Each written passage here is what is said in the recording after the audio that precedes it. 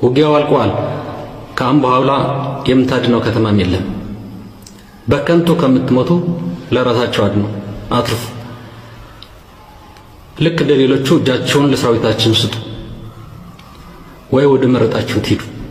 እልቂቱ ይቁም፣ ወስኑ፣ ጊዜ የለም። ሌላው መልእክት ለሁሉም ብሔር ብሔረሰብና ህዝብ ነው። የፖለቲካ ልዩነት በፖለቲካ ነው የሚፈታው ብለናል። ግጭቱ በሰላም ይፈታ ብለን ደጋግመን አሳውቀናል። ህገ መንግስት ረግጦ የብሔር ፌደራሊዝም በማፍረሱ ነው ከትግራይ እየተጋጨ ያለው። ሌላ ምስጢር የለውም። መብታችን ረግጦ የውጭ ኃይል ጋብዞ የትግራይ ህዝብ ማጥፋት ነው ይዘመተት። ልክ እንደ ደርግ ዘመን ሐውዜን የትግራይ ከተሞች በአየር ኃይሉ እየተደበደቡ ናቸው። በብልጽግናና በትምክህት ኃይል አገር እየፈረሰ ነው የሚገኘው። ለአምባገነን መንግስት ብላችሁ ልጆቻችሁ በማይሆን ጦርነት ከታቸዋል።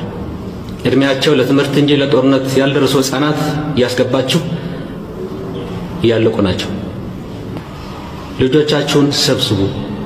ያለ እድሜያቸው በማያውቁት ጦርነት ገብተው እያለቀሱ ነው የሚገኙት። ወታደር የሥራ ዕድል ሆኖ ህፃናት በለጋ እድሜያቸው እየተቀጩ ይገኛሉ።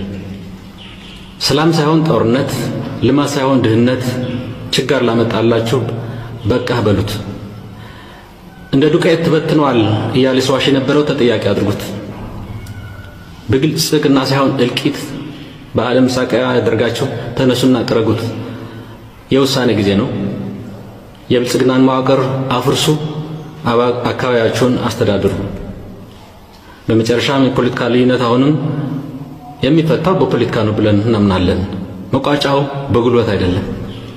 ቀጣይ የአገሪቱ የፖለቲካ ጉዞ የሚወሰነው ሁሉም የሚመለከተው በሚሳተፍበት የውይይት መድረክ ነው። አማራጮቹ ታይተው የተሻለው አማራጭ ተግባራዊ ለማድረግ ድርሻችንን እንጫወታለን።